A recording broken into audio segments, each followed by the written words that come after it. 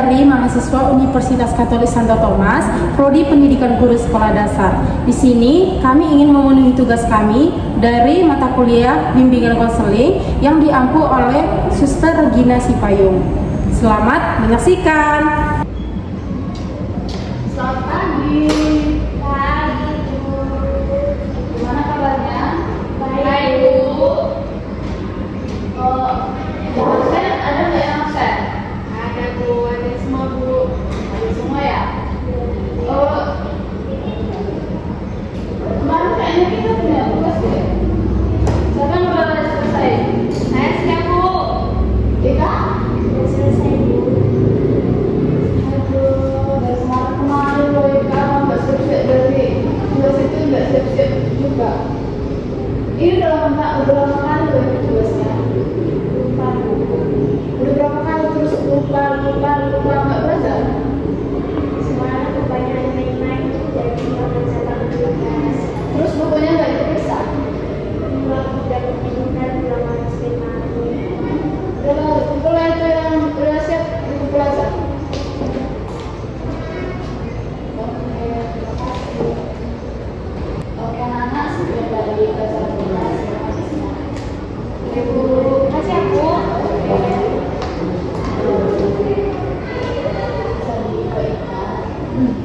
Nanti habis setelah ini minta ibu-ibu kan bilang selamat pagi, Bu.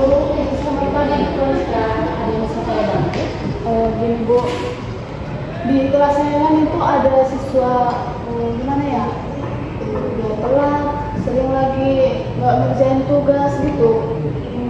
Jadi saya minta pendapat atau bimbingan dari ibu untuk membimbing siswa saya. Gimana solusinya itu, memperbaiki atau gimana ya untuk membantu dia. Ini kalau boleh tahu nama siswa kita siapa, Bu? Namanya Ika, Bu. Kelas 4 SD. Baik, Bu. Jadi ibu minta tolong nanti saya bantu bimbingan konseling. Baik, Bu. Nanti saya coba bicara dengan Ika Lia supaya saya juga bisa membantu supaya siswa kita bisa menjadi anak yang konsisten. Terima kasih, Bu. Saya permisi ya, Bu. Oke, halo, selamat siang, Ika. Gimana kabarnya? Baik. Kalau pembelajaran hari ini aman? Sedikit kurang menyenangkan, Bu. Kenapa itu? Karena pada hari ini saya tidak mengerjakan tugas saya. Kira-kira kenapa kamu tidak mengerjakan tugas? Semalam saya bermain-main dulu, jadi pulang dari main-main saya nggak mengerjakan tugas lain saya lagi karena saya ketiduran. Jadi begini, tadi juga Ibu Pronika sudah datang kepada Ibu, katanya Ika sering tidak mengerjakan tugas. Nah, jadi di sini Ibu mau bertanya dulu, apakah Ika ada kendala di rumah atau di sekolah yang menyebabkan Ika itu sering tidak mengerjakan tugas? Saya lebih sering bermain-main, saya lebih sering bermain HP, menonton TV dan bermain-main sama teman-teman, sehingga pulang dari bermain-main saya sudah kecapean dan saya ketiduran dan tidak mengerjakan tugas lagi. Begitu ya. Jadi Ika, Ibu di sini berharap supaya kamu mulai konsisten terhadap diri kamu sendiri. Kalau Ibu bertanya, Ika pengen nggak menjadi orang yang konsisten? Pengen. Jadi kalau kita mau menjadi orang yang konsisten itu, kita harus meyakinkan diri kita terlebih dahulu. Ika harus mulai dengan hal-hal yang kecil. Ika harus disiplin supaya Ika bisa mengerjakan tugas sesuai tepat waktu dan tenggat waktu. Nah, di sini Ibu mau memberikan pendapat ataupun solusi kepada Ika supaya Ika menjadi anak yang konsisten. Ika mau kan menjadi anak yang konsisten?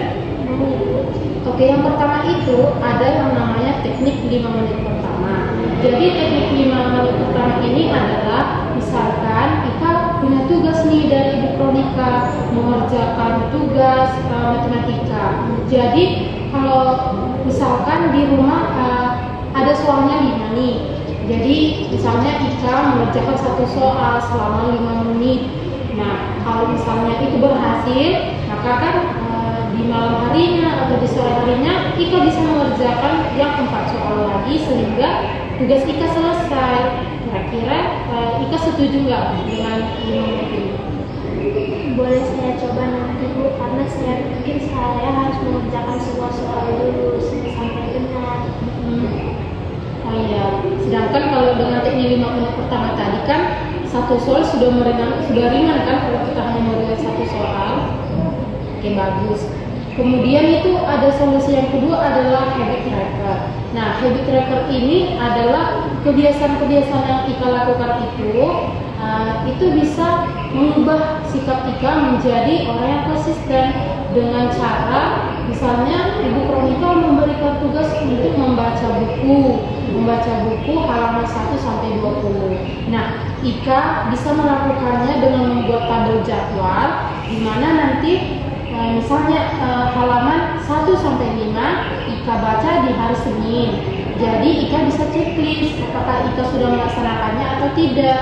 Kemudian di hari Selasa Ika membaca dari halaman 5 sampai 10, di checklist apakah sudah Ika melaksanakannya. Jadi kalau sudah Ika habis sampai halaman 20 seperti yang Ibu Kronika bilang, maka ini akan mengubah mindset Ika sehingga Ika akan sering membaca buku tanpa harus mengikuti tabel ini lagi karena kan sudah menjadi kebiasaan begitu. Baik Bu, nanti saya coba lakukan dulu. Jadi kira-kira apakah yang kedua solusi ini kira-kira apakah Ika sanggup melakukannya? Sanggup Ibu, nanti saya pelajari dulu.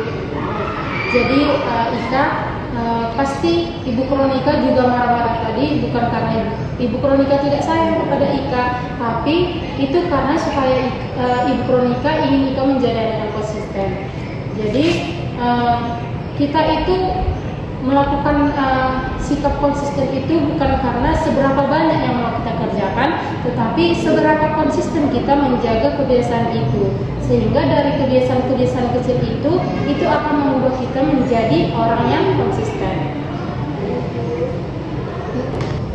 Ika, Ibu bangga kepada Italia karena Italia sudah mau datang dan terbuka kepada Ibu, sudah mau menceritakan bagaimana kenapa Ika tidak bisa menjadi orang konsisten. Jadi Ibu berharap Ika tidak merasa gagal karena gagal itu adalah bagian dari proses untuk menuju keberhasilan. Kita harus memulai dengan kebiasaan-kebiasaan yang baru, mencoba hal yang baru sehingga kita bisa menjadi orang yang konsisten. Iya Ibu, terima kasih Ibu. Semoga nanti bermanfaat bagi saya. Nanti malam saya coba pelajari lebih dahulu. Oke, bagus. Nah, sampai jumpa besok ya. Iya Ibu.